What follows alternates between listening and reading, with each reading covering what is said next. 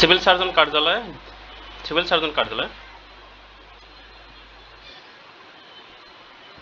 আপনারা যারা civil surgeon কার্যালয় নিয়োগ পরীক্ষা অংশগ্রহণ করবেন তাদের জন্য আজকের এই ভিডিওতে থাকছে সিভিল সার্জন কার্যালয় নিয়োগ পরীক্ষার সাজেশন, প্রশ্ন প্যাটার্ন এবং বিগত সালের প্রশ্ন নিয়ে অনেক কথা। আশা করি ভিডিওটি প্রথম থেকে শেষ অবধি দেখার চেষ্টা করবেন। তার আগে একটি কথা বলে রাখি, অবশ্যই আপনারা যারা শর্ট সময় প্রস্তুতি নিতে চান তারা অবশ্যই civil surgeon office job review এই বইটার পিডিএফ সংগ্রহ করে নিতে পারেন। পিডিএফ মূল্য মাত্র 40 টাকা। পিডিএফটি সংগ্রহ করতে এই নাম্বারে হোয়াটসঅ্যাপের মাধ্যমে যোগাযোগ করে পিডিএফটি সংগ্রহ করে নেবেন।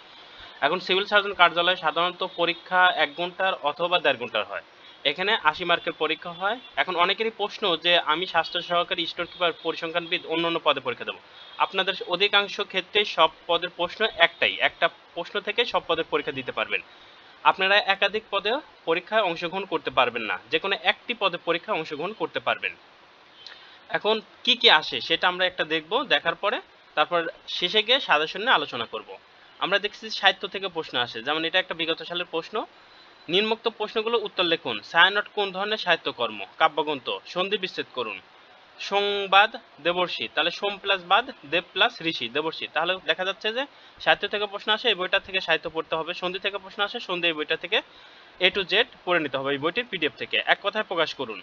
যা পোয়াতে হয়েছে পতিত, যা বলার যোগ্য নয় অকথ্য। অর্থ লিখুন। অর্থ লিখুন বলতে বাগধারা, তাহলে এক কথা প্রকাশ বাগধারা থেকে প্রশ্ন আসে, আমরা এই বইটা থেকে পড়ে নেব। ননির পুতুল, শ্রম বিমুখ্য। বিপরীত শব্দ লিখুন। বিপরীত শব্দ থেকে প্রশ্ন আসে, তাহলে বিপরীত শব্দ আমাদের পড়তে হবে। অগ্রজ অনুজ, সুন্দর কুৎসিত। কারক ও বিভক্তি নির্ণয় করুন, তাহলে কারক বিভক্তি থেকে প্রশ্ন আসছে, অবশ্যই পড়তে হবে। কুকর্মের বিরত হও, অপাদানে সপ্তমী। সংসপ্তক উপন্যাসের লেখককে? শহীদুল্লাহ কায়সার। রেস্তোরাঁ হরতাল শব্দগুলো কোন ভাষা থেকে এসেছে? রেস্তোরাঁ হরতন। রেস্তোরাঁ ফরাসি শব্দ, হরতন ওলন্দাজ শব্দ। 22 বাক্য সহ সমাস নির্ণয় করুন। সমাস থেকে প্রশ্ন এসেছে। নির্জলা, নাই জল যাহাতে, বহুবিহীন। রাষ্ট্রপতি, রাষ্ট্রের প্রতি, ষষ্ঠী তৎপুরুষ সমাস। এই বইটা থেকে সমাসগুলো খুব সুন্দর করে পড়ে যাব। শুদ্ধ করে লিখুন। ছেলেটি ভয়ানক মেধাবী, এটা একটা অশুদ্ধ বাক্য। মেধাবী কখনো ভয়ানক হয় না। অত্যন্ত মেধাবী, ছেলেটি অত্যন্ত মেধাবী। ভয়ানকের জায়গায় অত্যন্ত বা খুব, যে কোনো একটা শব্দ দিলেই হবে। টিকা লিখুন। পহেলা বৈশাখ। টিকা অর্থাৎ অনুচ্ছেদ, তাহলে অনুচ্ছেদগুলো আমরা পড়ে যাব। ভাব সম্প্রসারণ করুন। ভাব সম্প্রসারণ পড়ে যাওয়ার কোনো দরকার নেই, কারণ আপনি যত খারাপই লেখেন তবুও 5 মার্ক পাবেন। যত খারাপই লেখেন 5-এর মধ্যে 4 মার্ক অথবা 3 মার্ক, যত ভালোই লেখেন 4 মার্কের বেশি পাবেন না। খারাপ করে লিখলে 3 মার্ক, ভালো করে যত ভালোই লেখেন 4 মার্ক। অতএব এই টপিকসগুলো একটু আমরা গুরুত্ব সহকারে দেখব। এই ভাব সম্প্রসারণ খালি জাস্ট আমরা দেখে যাব যে কিভাবে লিখে, এটা দেখে চলে যাব পরীক্ষার হলে। তবে ভাব সম্প্রসারণ সব পরীক্ষায় যে এসেছে তা না, হঠাৎ 2-একটা পরীক্ষায় এসেছে। যাও 13টি জেলায় পরীক্ষা হয়েছে, তার 3টা জেলায় এমসিকিউ, অধিকাংশ জেলায় রিটেন হয়েছে। তার মধ্যে 2টা জেলাতে ভাব সম্প্রসারণ এসেছে, আর বাকিগুলো জেলাতে ভাব সম্প্রসারণ আসেনি। অতএব ভাব সম্প্রসারণ এত গুরুত্ব না। ট্রান্সলেশন ইন ইংলিশ, ইংলিশে ট্রান্সলেশন করো। ধূমপান স্বাস্থ্যের জন্য ক্ষতিকর। Smoking is harmful for health. সে হাসতে হাসতে চলে গেল। হি ওয়েন্ট অ্যাওয়ে লাফিং। মুক্তিযোদ্ধারা জাতির শ্রেষ্ঠ সন্তান। The freedom fighter are the best son of the nation. 10 দিন যাবৎ বৃষ্টি হচ্ছে। It has been raining for 10 days। 12টা বাজতে 15 মিনিট বাকি। It is quarter to 12। Fill in the gap. এখানে প্রিপোজিশন খুব গুরুত্বপূর্ণ। প্রিপোজিশন আসবে, আর্টিকেল আসবে, রাইট ফর্ম ভার্ব, যে কোনো একটা টপিক থেকে প্রশ্ন আসবে, অথবা 3টার যে কোনো 2টা টপিক থেকে প্রশ্ন আসবে। সেই কথাগুলো পরে বলতেছি। ডোন্ট রান, রানের পরে অন বসে। কাম, কামের পরে অফ বসে। প্রাউডের পরে অফ বসে। টকিং এর পরে অ্যাবাউট বা টু বসে। স্মেল এর পর অবশ্যই অ্যাড বসে।